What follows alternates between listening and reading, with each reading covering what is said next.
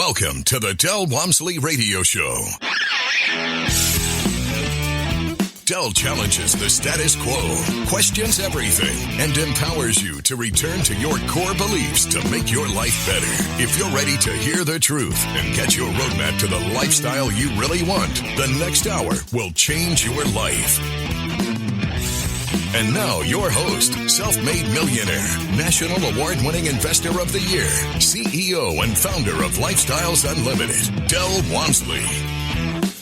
Welcome to the Del Walmsley Radio Show, where the hype ends and the help begins. I'm your host, Del Walmsley, and as always, we're working on your financial freedom. Today is Tell Del Tuesday, and the guest I have today is interesting, and I'm going to bring up two very important points about this guest as we get into this conversation with him. The number one is he made a point in his bio that said, I couldn't see the forest for the trees.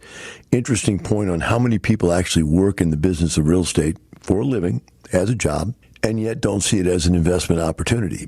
Second thing he said that I thought was very interesting was that he was ready to do it, and then he couldn't get into it because he wasn't ready to do it. In other words, mentally he'd come to the conclusion he wanted to do it, but his life had been arranged in such a way that things were keeping him from it. Yet he came back, and to be able to come back, I think, is one of the strongest testaments you can make, because life does get in our way for all of us. So let's welcome Robert Thompson out of San Antonio, Texas. Robert, welcome to the show.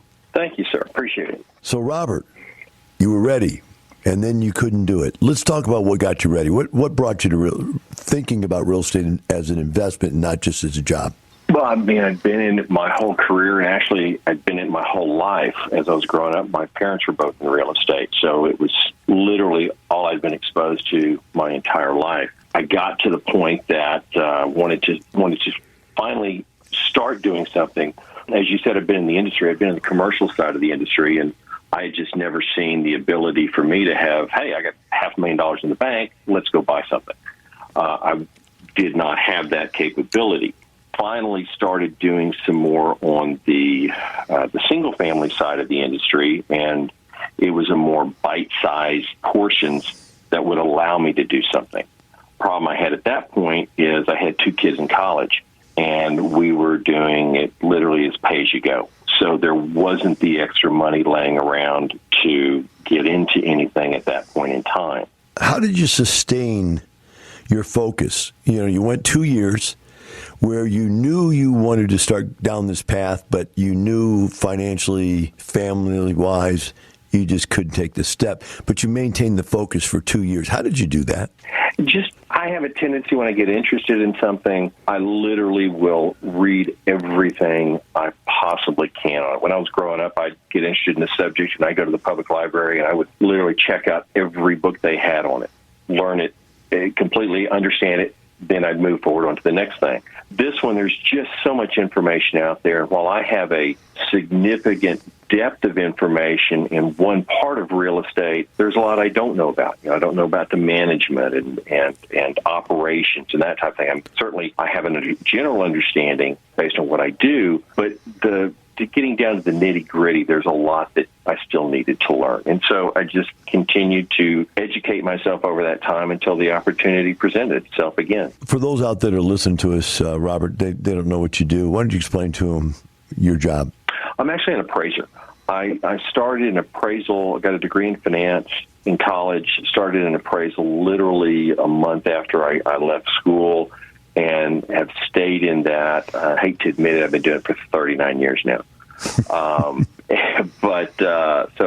been doing it for a long time. And that's where the forest and the trees analogy you mentioned earlier came into being. As an appraiser, we're trained to look at something for what it's worth today, not what I call the story. I can look at the picture, but I never saw the movie of what happens to that over time. And you keep your nose down to the grindstone, and you never look up and go, wait a minute, there's a bigger picture here. I need to look at that.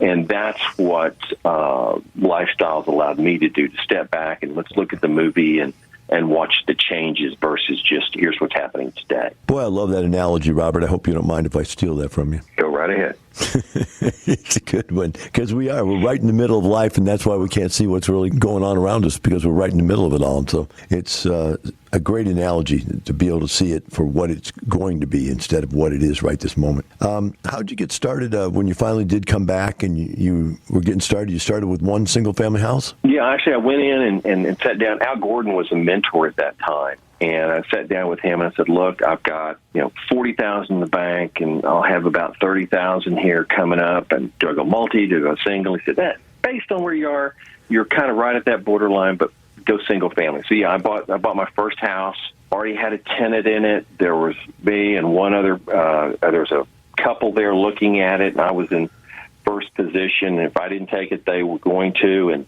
I took it, and, haven't looked back since. That is an awkward situation, isn't it? When you go out and there's 2 or 3 people there looking at the same property, and you're put in the position you got to do something or pass it by. Yeah, and you're standing there. Make the decision as you stand here. But it turned out to be a very good decision for me. More than anything else, just getting started, doing that first one, and I was about to cut a fairly large check out of the cash I had at hand on that at that time. And just have to buckle down and do it, and it's been great. I remember back when I was a young lad and I was mentoring people many years ago. I used to tell people, look, this is a great deal. Either you take it or I'm going to buy it.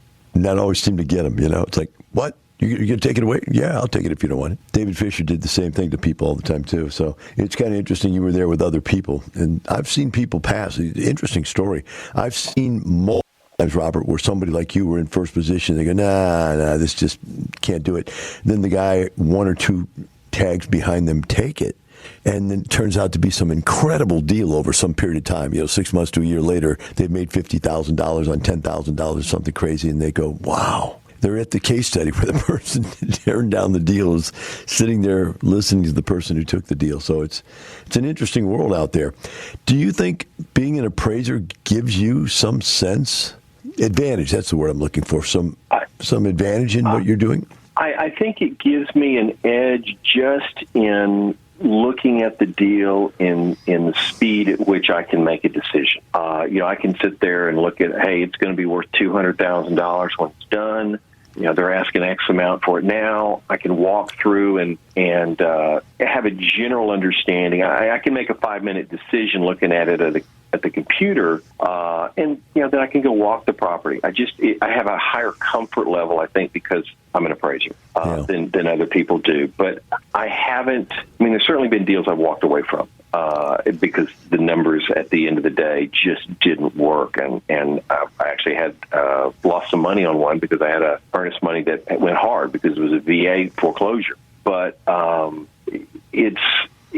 do have a timing advantage, I think. But beyond that, I almost think in some ways my knowledge may hold me back in some areas. You get a little overconfident on things. I feel a little too good about, I think it's only worth this much money, and I spent 15 minutes on it, but an appraiser gets hired to do it, and he comes in $10,000 more than I thought it was worth, and after I read his report, I'm like, yeah, he's right. Speed helps in that initial, but I think it hurts me as we get into the deal a little bit deeper. As an appraiser, I'm sure that you're very aware of the fact that we'll go into contract on something one day, and we're doing a CMA on this thing, and it's coming out to be, I'll make up a number, it's coming out to be $100,000. And 4 weeks later, 6 weeks later, when we close it, it's $110,000. Sometimes it changes that much.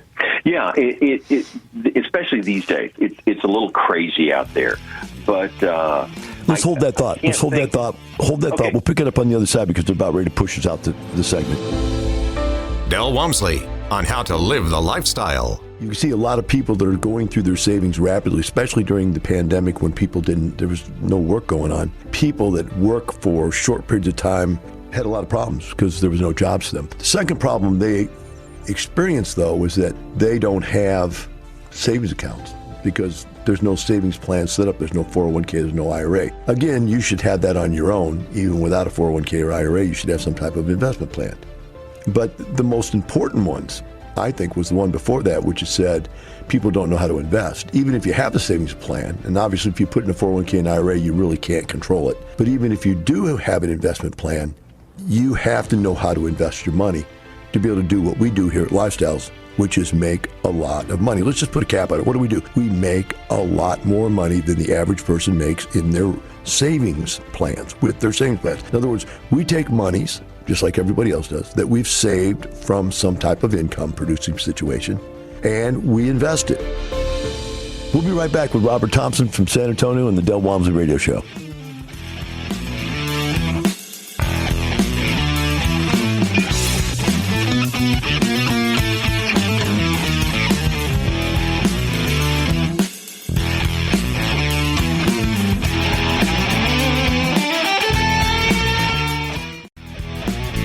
Welcome back. Now here's some more unconventional wisdom to set you free from the man on a mission to retire America, one person at a time, Del Walmsley.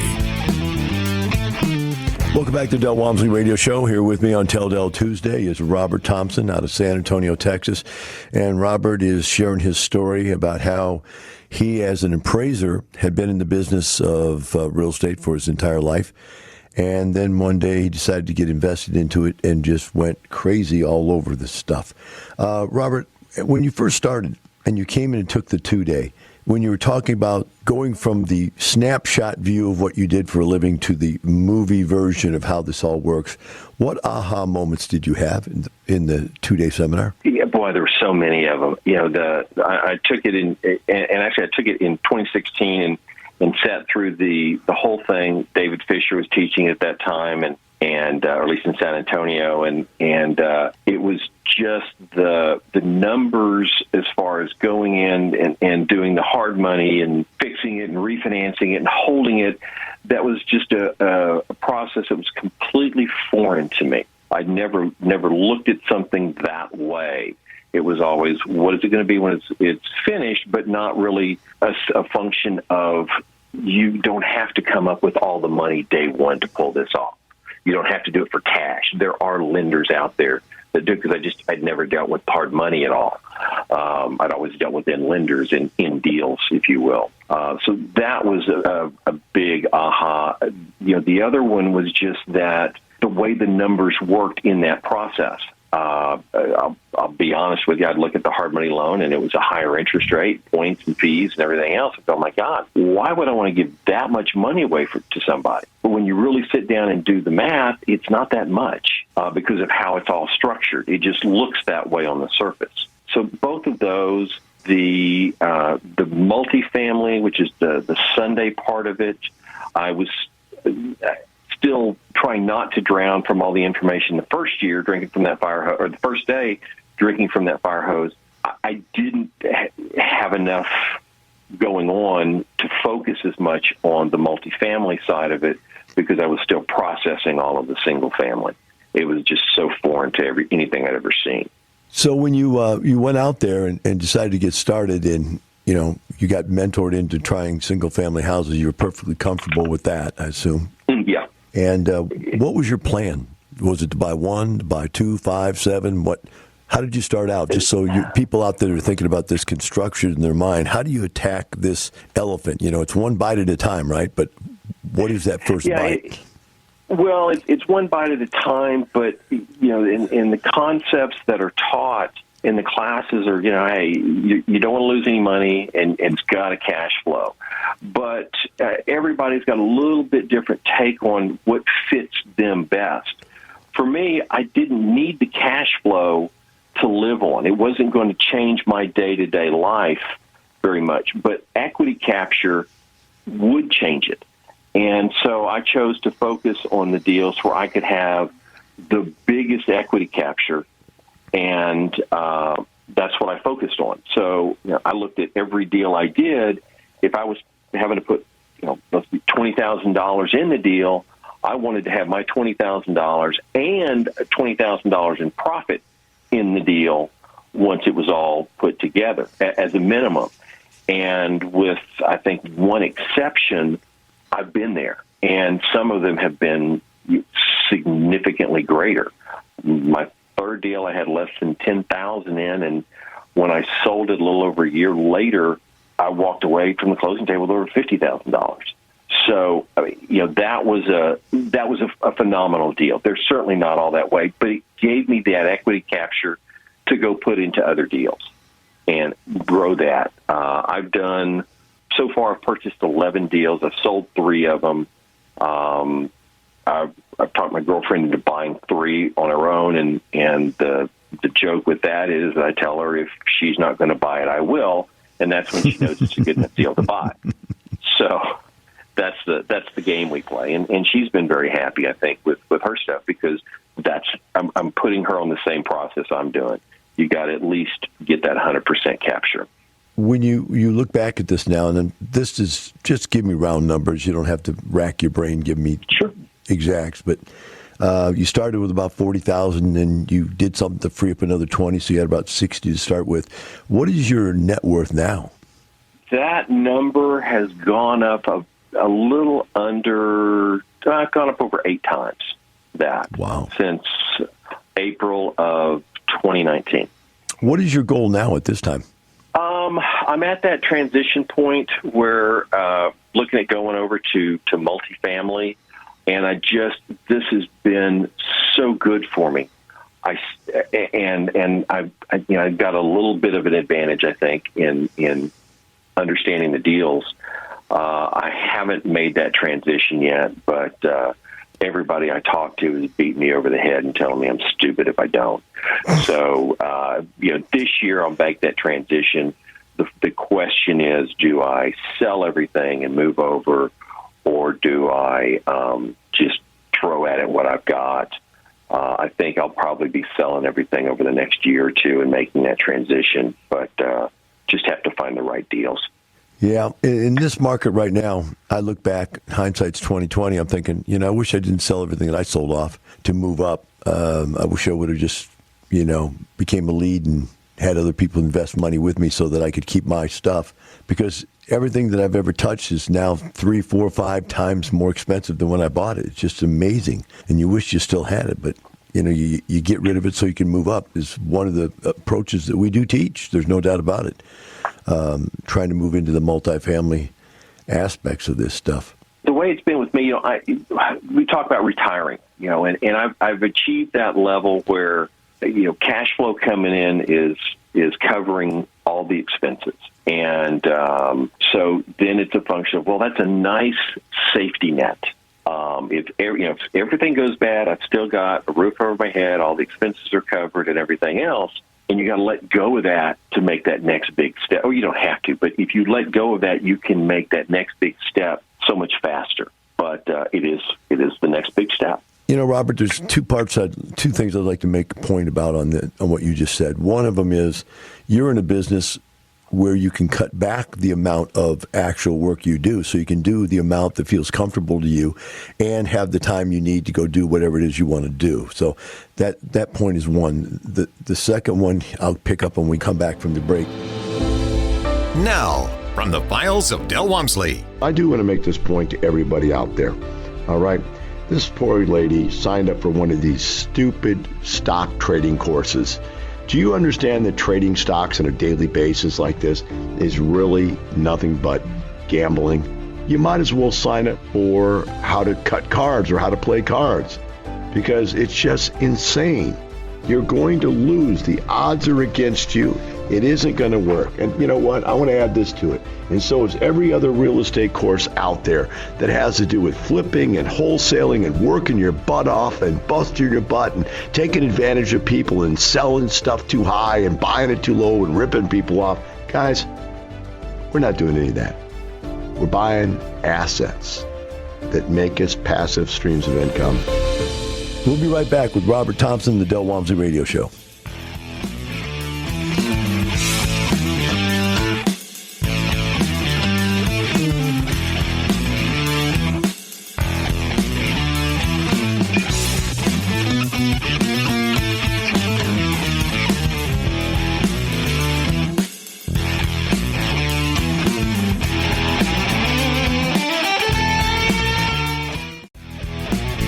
Welcome back. Now here's some more unconventional wisdom to set you free from the man on a mission to retire America, one person at a time, Del Walmsley. The show with me here today on Untitled Tuesday is Robert Thompson. Robert's out of San Antonio, Texas, and he's done 11 houses, is it, Robert?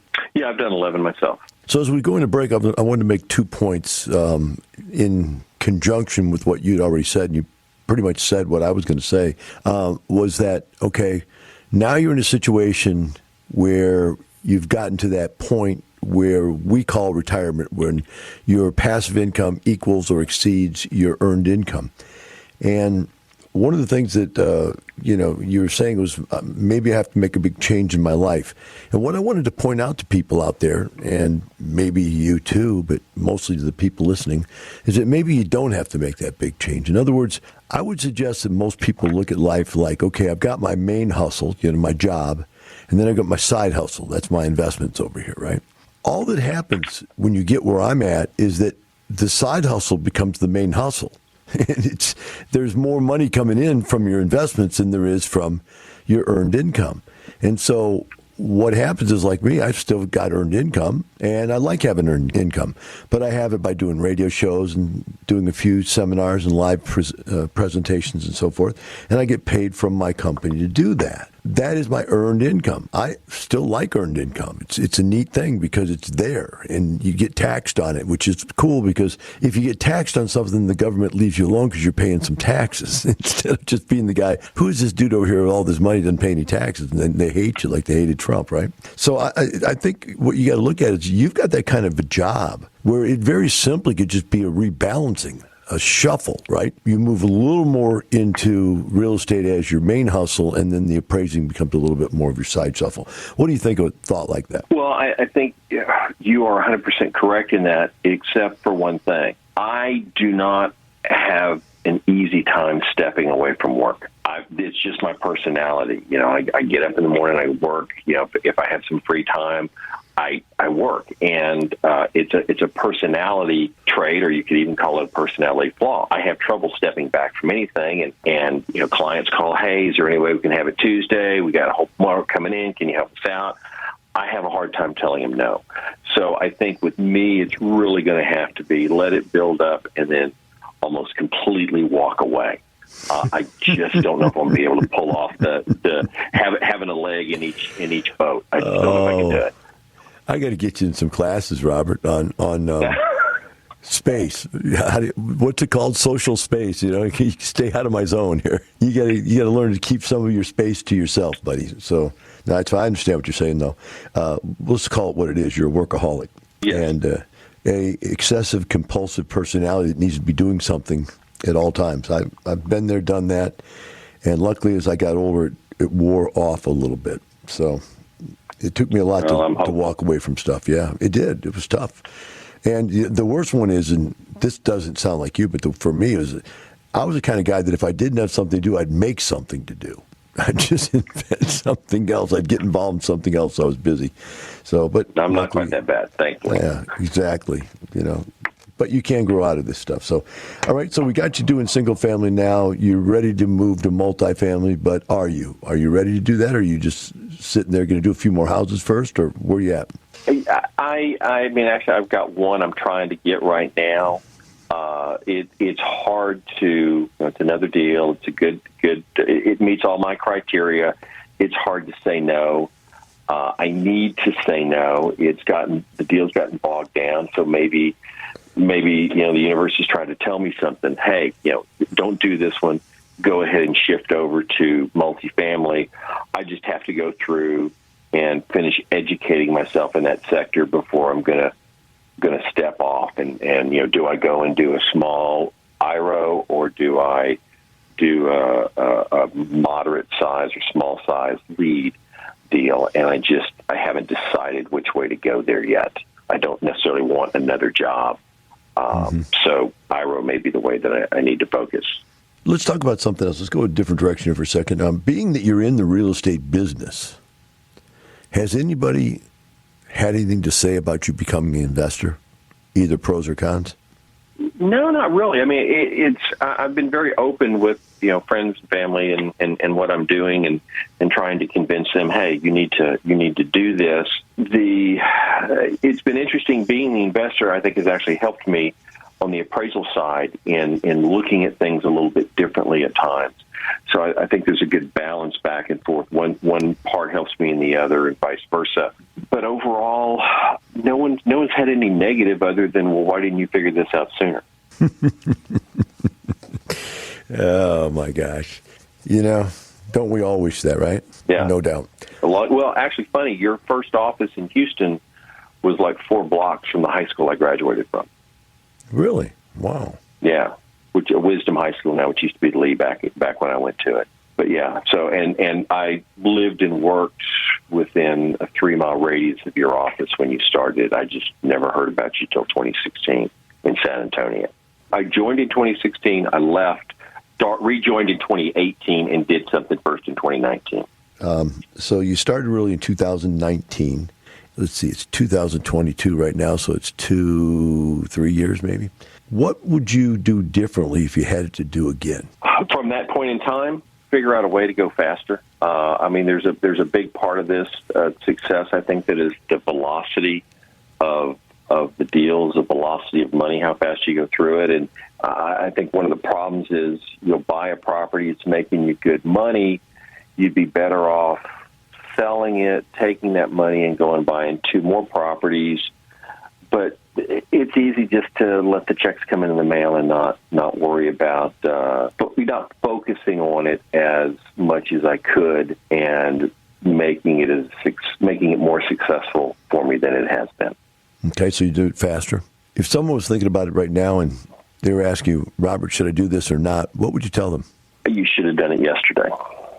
It's time to get in. If you look at this compared to so many other investment alternatives, I can't think of one that at the end of the day is safer and gives you better returns. I mean, there's plenty of people that, I'm going to make a fortune in crypto. Great. You might as well go to Vegas, put it all on black, because that's in effect what you're doing.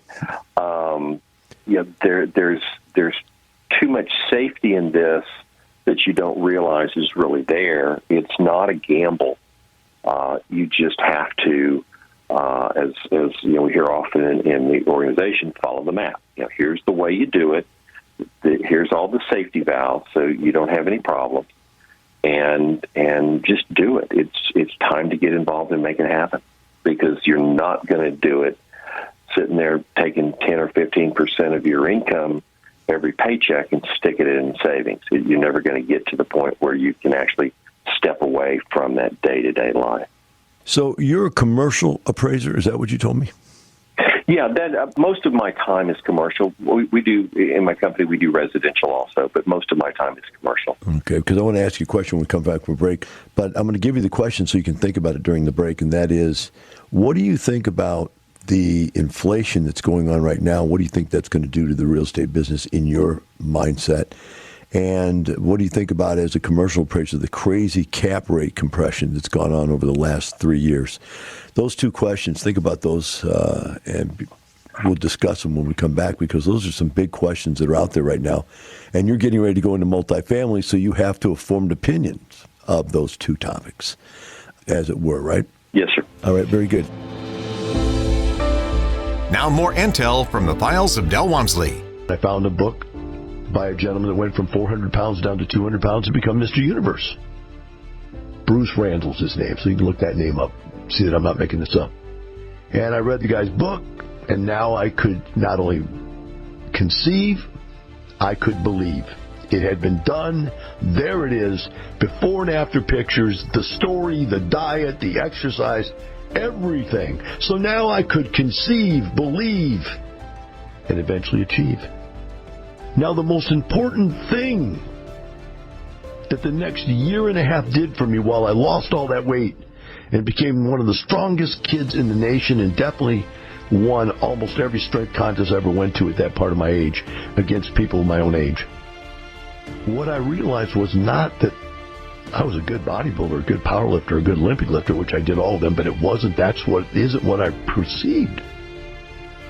I never was going to be Arnold Schwarzenegger. I could see that. I didn't have the genetics for it. But what I perceived was I had learned the secret to something. Now, I had not yet read Think and Grow Rich, but I knew that I had wrapped my arms around the secret of life. Which was what? Whatever the mind of man can conceive, believe, it can achieve. As long as it goes out and gets the specific knowledge it needs from someone who's been there. We'll be right back with Robert Thompson and the Del Walmsley Radio Show.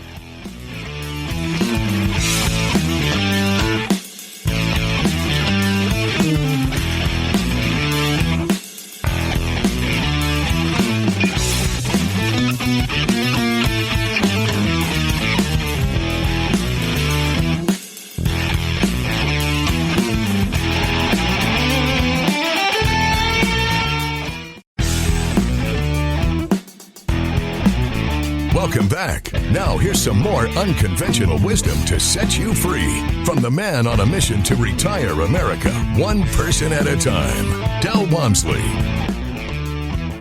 Welcome back to the Del Walmsley Radio Show. My address, if you want to contact me, is askdel@luinc.com, which stands for Lifestyles Unlimited, Inc.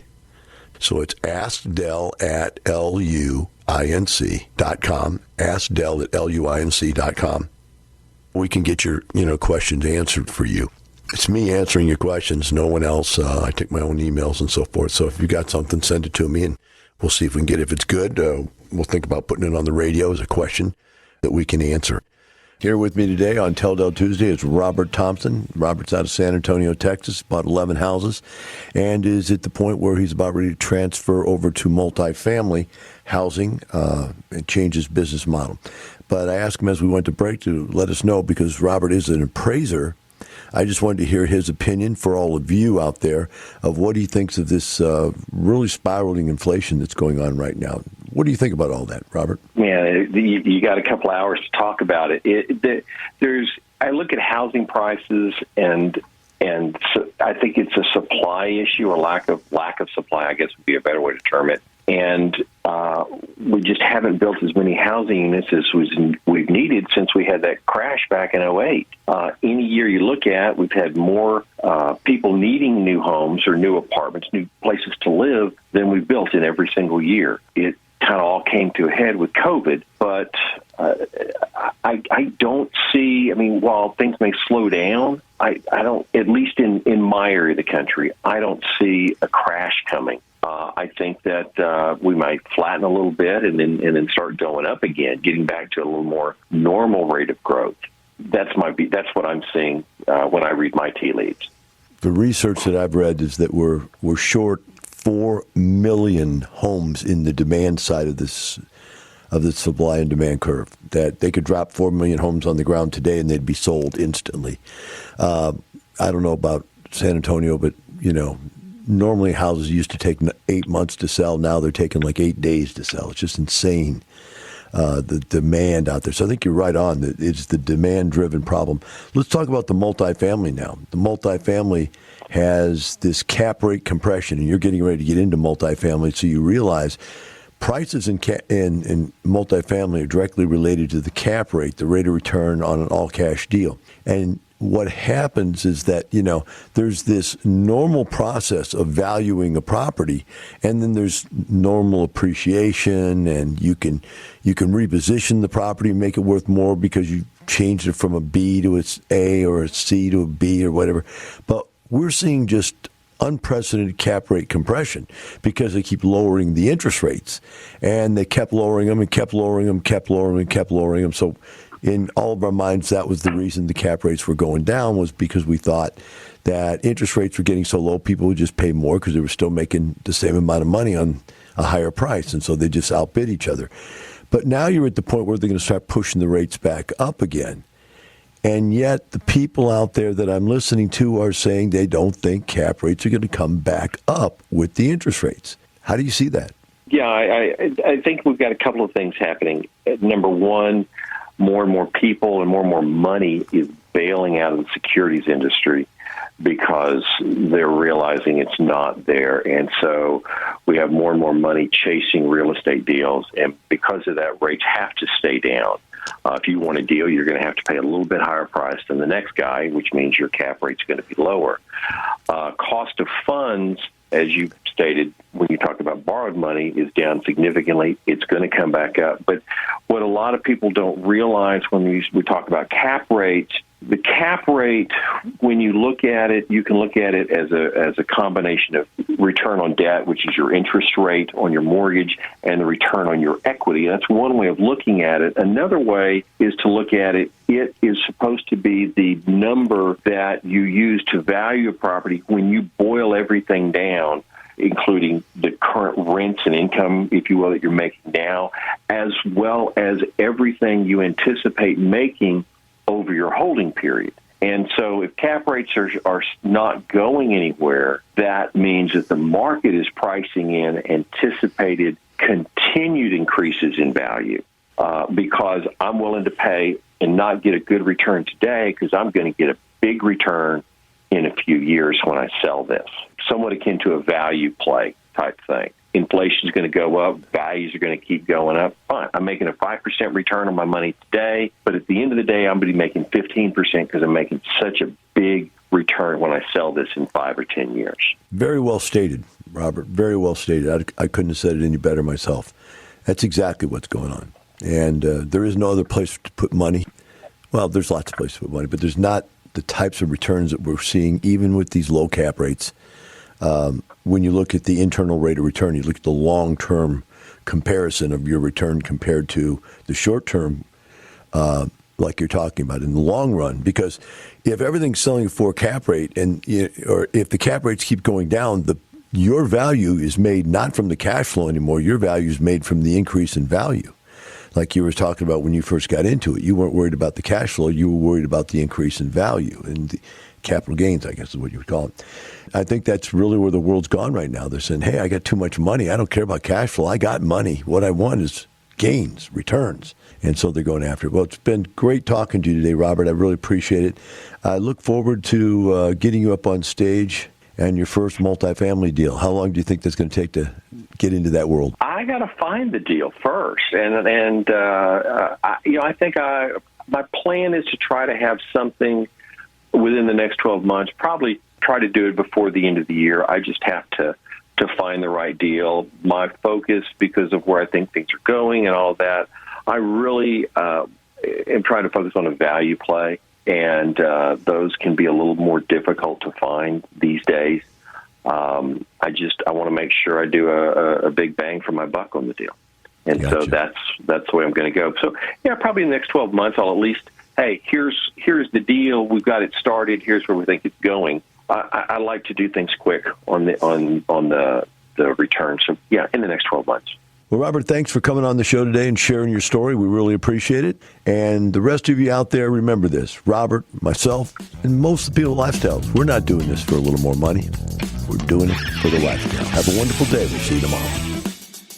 The information and opinions you hear on the Del Walmsley radio show are those of the host, Del Walmsley, his guests, and his callers, and do not necessarily reflect the opinions of this station, its affiliates, its management, or advertisers. The Del Walmsley show is for entertainment purposes only. Please consult a professional regarding your personal investment needs. Nothing presented on the Del Walmsley show constitutes an endorsement, recommendation, offer, or solicitation to buy or sell any product or security.